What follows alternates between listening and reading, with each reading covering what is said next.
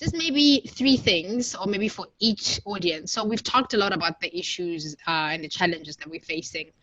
What do we think each of us could do to actually try and, I guess, mitigate or at least improve the way our food system works? So And when you say each of us, do you mean like us? so yeah. So I was meaning, I thought I was gonna say like maybe from a business side, government side, and consumers. Maybe I don't know, maybe 2 points for each. Like, what is it that we should be doing?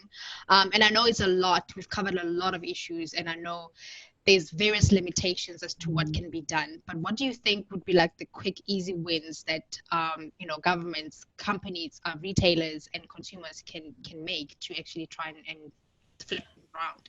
So first of all, there are no quick, easy wins. Okay.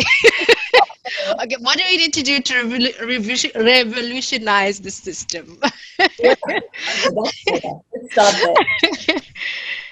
So I think that what we're seeing is a disconnect.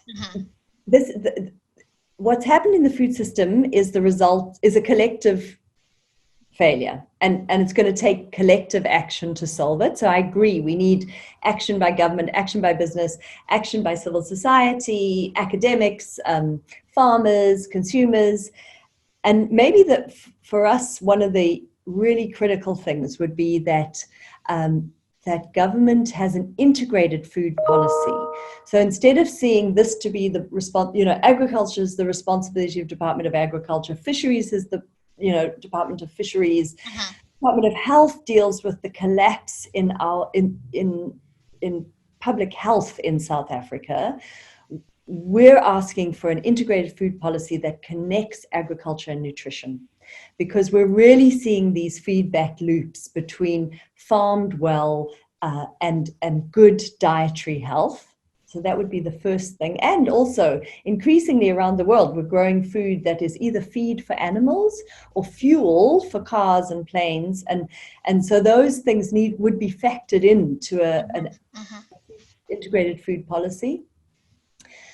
Our ask of business is increasingly more complicated. Historically, we asked business for responsible sourcing, for adoption of really rigorous and robust standards of good environmental practice.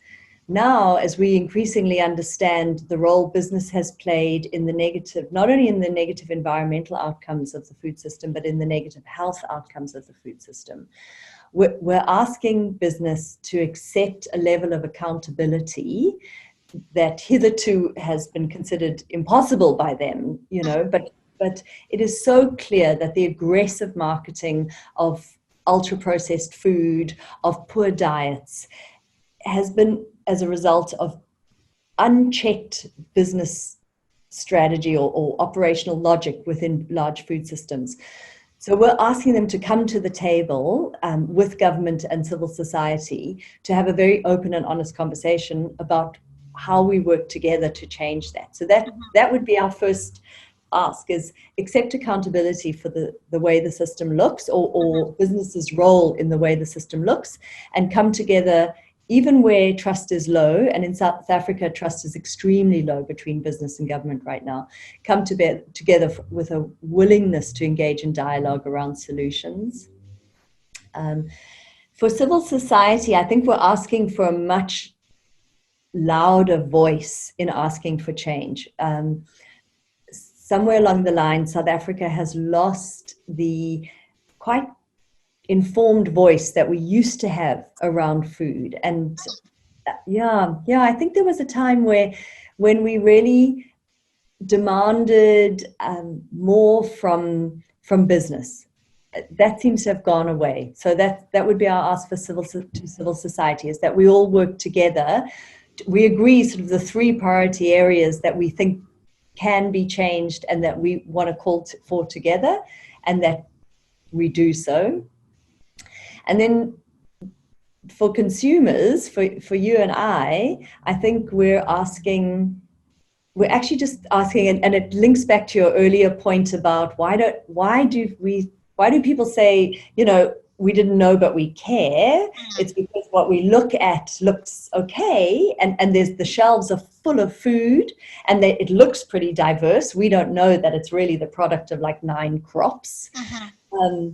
So for consumers, that we just actually start thinking differently about food, that we really understand that it's this finite product from a struggling planetary system, and that we start asking much more critical questions of ourselves and of those food environments in which we source our food.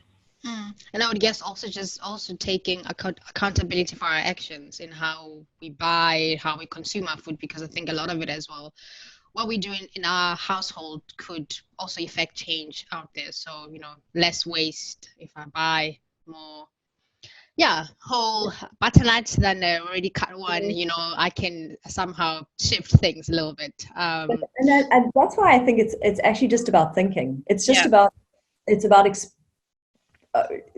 opening your eyes to what's around you, and then each of us will have different places where we maybe realize that we're doing things to promote something that actually we know is unsustainable.